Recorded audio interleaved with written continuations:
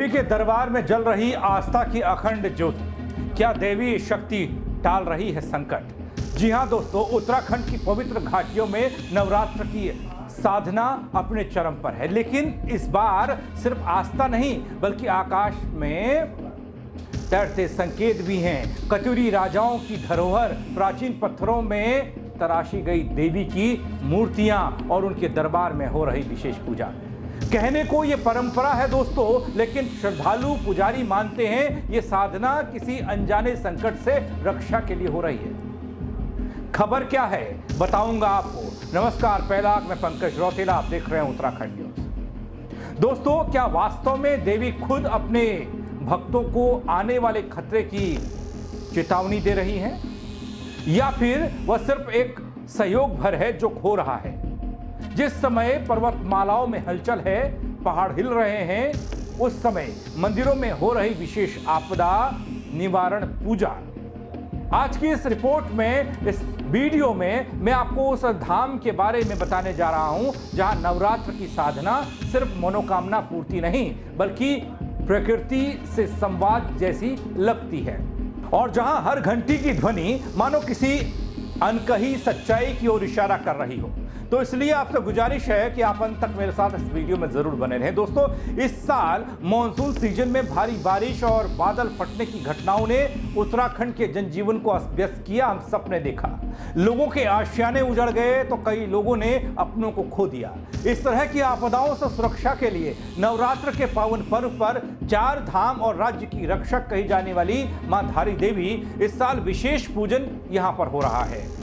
दोस्तों, शारदीय नवरात्र के अवसर पर मां की शक्ति पीठों में भक्तों की भीड़ उमड़ना एक सामान्य बात है। यहां 9 दिनों तक मां के अलग अलग स्वरूपों की पूजा। इस बीच उत्तराखंड के श्रीनगर गढ़वाल स्थित प्रसिद्ध सिद्धपीठ धारी देवी मंदिर, बड़ी संख्या में श्रद्धालु यहां पहुंच रहे हैं। अलकनंदा नदी के बीचों बीच कत्यूरी शैली में निर्मित मां धारी देवी का नया मंदिर भव्य लग रहा है दोस्तों, जो अपने आप में एक आकर्षण का केंद्र बना हुआ है। दोस्तों, उत्तराखंड के श्रीनगर में अलकनंदा नदी के किनारे स्थित धारी देवी मंदिर सिर्फ एक धार्मिक स्थल नहीं है बल्कि आस्था, चेतना और चेतावनी का प्रतीक माना जाता है और माना जाता रहा है। शक्ति स्वरूपा मां धारी देवी के बारे में मान्यता है कि वो दिन में 3 बार रूप बदलती हैं। सुबह बालिका, दिन में युवती और शाम को वृद्धा के रूप में दर्शन देती हैं। यह स्वरूप केवल पौराणिक नहीं बल्कि हर उस श्रद्धालु की अनुभूति में जीवित है दोस्तों, जो नवरात्र में इस शक्तिपीठ में पहुंचता है। मंदिर न्यास प्रबंधक डॉक्टर लक्ष्मी प्रसाद पांडे के अनुसार वो बताते हैं, नवरात्र के दौरान देश विदेश से हजारों श्रद्धालु यहां पहुंचते हैं और मां के काली स्वरूप की आराधना की जाती है। अपने सुहाग, संतान की कुशलता के लिए मन्नतें मांगते हैं। लेकिन दोस्तों, इस बार आरती और आवाजों के बीच में एक और स्वर गूंज रहा है, सावधानी और सुरक्षा का।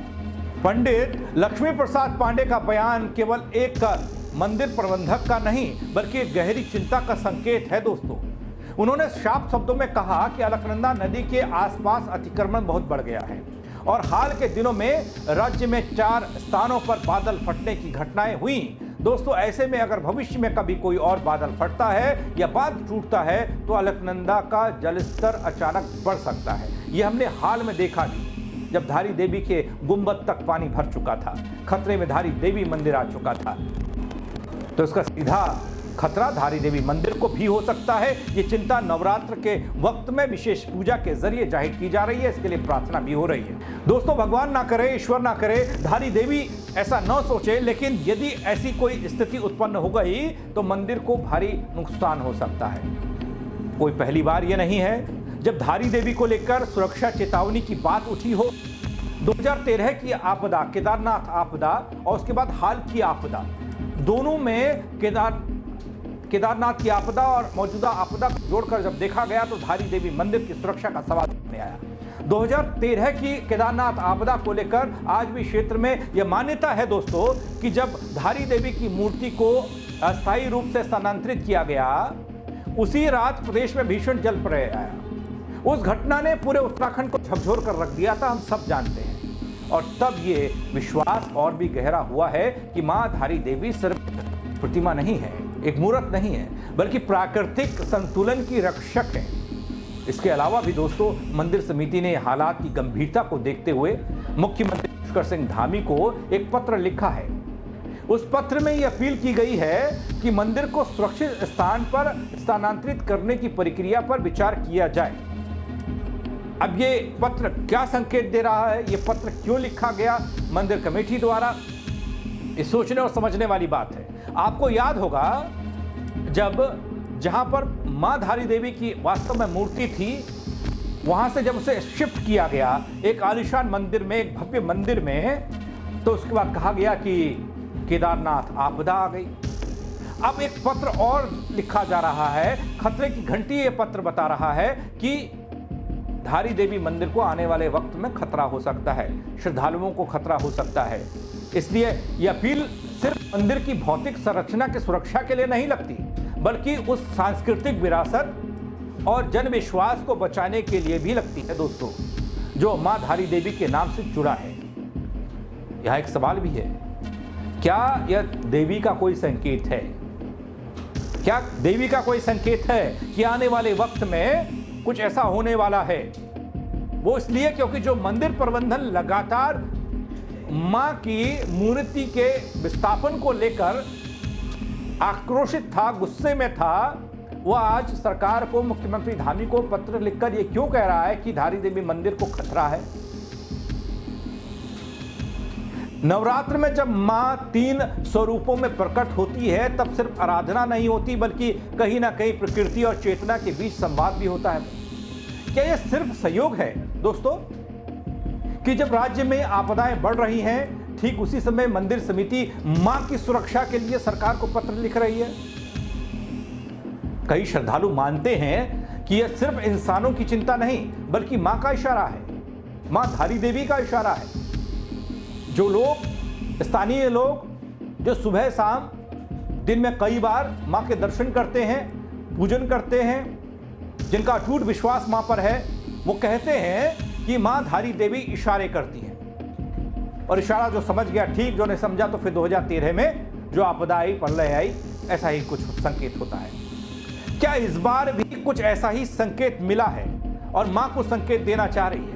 इसीलिए वो मंदिर प्रबंधन जो कभी मां की मूर्ति को विस्थापित करने के खिलाफ खड़ा हो गया था, वो आज एक पत्र के जरिए ये बोल रहा है या ये कह रहा है, बल्कि आने वाले वक्त में मंदिर को खतरा हो सकता है। ये इशारा है कि कुछ बड़ा घटित हो सकता है यदि समय रहते कदम ना उठाए जाएं। दोस्तों, ये तो मां धारी देवी जाने, लेकिन मंदिर प्रबंधन के इस पत्र के बाद एक और सवाल, एक और चिंता सबके जहन में है, पहाड़ को लेकर, उत्तराखंड को लेकर, 4 धामों को लेकर, 4 धामों की रक्षक देवी धारी देवी के मंदिर को लेकर। दोस्तों, वैसे धारी देवी न केवल उत्तराखंड बल्कि समूचे भारत की शक्ति स्वरूपा देवी मानी जाती है। लोग देश विदेश से यहां पहुंचते हैं, आस्था रखते हैं, उन जिनकी उपस्थिति भक्तों की चेतना में जिंदा रहती है, जीवंत रहती है। मंदिर समिति की अपील का केवल एक प्रशासनिक पत्र, इसे न मानकर एक चेतावनी के रूप में पढ़ा जाए, क्या उसी तरीके से देखूं या समझूं? सरकार को चाहिए, मुख्यमंत्री धामी जी को, अगर ये पत्र अभी हाल ही में देखा था, प्रदेश के मुख्यमंत्री धारी देवी भी पहुंचे थे, उन्होंने मत्था टेका था, पूजा पाठ किया था, और सियासतदां का आना जाना इस मंदिर में लगा रहता है। कुशलता के लिए प्रदेश की, 4 धामों की रक्षा के लिए, प्रदेश की रक्षा के लिए हर कोई प्रार्थना करने पहुंचता है। अब ऐसा लगता है, मुझे भी लगता है निजी तौर पर, कि सरकार को चाहिए कि अलकनंदा के किनारे स्थित इस ऐतिहासिक शक्तिपीठ की सुरक्षा के लिए कोई ठोस कदम उठाया जाना चाहिए। जैसी स्थिति इस बार आपदा के दौरान दोस्तों हमने देखी, मैंने भी उसमें रिपोर्ट की, आपको वीडियो दिखाया, आप पेज पर जाएंगे तो पता चलेगा कि जब अलकनंदा का जलस्तर बढ़ा तो वो किस कदर बढ़ा और कितना बड़ा खतरा इस मंदिर के लिए बन गया था। तो कृपाधारी देवी मां की मंदिर बच गया। तो इसलिए एक ठोस और दीर्घकालिक योजना बनाए जाने की जरूरत है दोस्तों। मंदिर समिति चिंता जाहिर कर रही है और लोग कह रहे हैं कि ये मां धारी देवी का इशारा है, ताकि भविष्य में किसी भी प्राकृतिक आपदा से मां का धाम बचा रहे। धारी देवी के भक्तों का विश्वास अटूट है दोस्तों। जब तक मां वहीं स्थित है तब तक घाटी की रक्षा होती रहेगी, लोग मानते हैं। अब देखना तो यह है कि सरकार इस श्रद्धा और संकेत दोनों को कितनी गंभीरता से लेती है, क्योंकि जिस तरीके से अभी लोग वहां पर पूजा पाठ करते हैं, साल भर वहां पर पूजा पाठ होता है, लेकिन इस बार अलकनंदा के जलस्तर ने डरा दिया बल सबको कि आने वाले वक्त में अगर ऐसी ही भीषण बारिश हुई, बादल फटे, डैम का पानी बढ़ा या छोड़ा गया तो फिर क्या होगा। इसीलिए मां का एक और संकेत इस पत्र को माना जा रहा है। समिति के द्वारा लिखा गया यह पत्र सरकार को, जहां पर कहा गया कि आने वाले वक्त में खतरा हो सकता है, इसलिए अभी से सचेत होने की जरूरत है। बड़े इशारे के तौर पर देखा जा रहा है। आप क्या सोचते हैं दोस्तों इस खबर को लेकर? आप कमेंट के जरिए मुझे जरूर बताइएगा और इस खबर को शेयर कीजिएगा, लोगों तक पहुंचाइएगा। मेरे साथ जुड़ने के लिए फिलहाल आप सबका बहुत शुक्रिया। जय उत्तराखंड।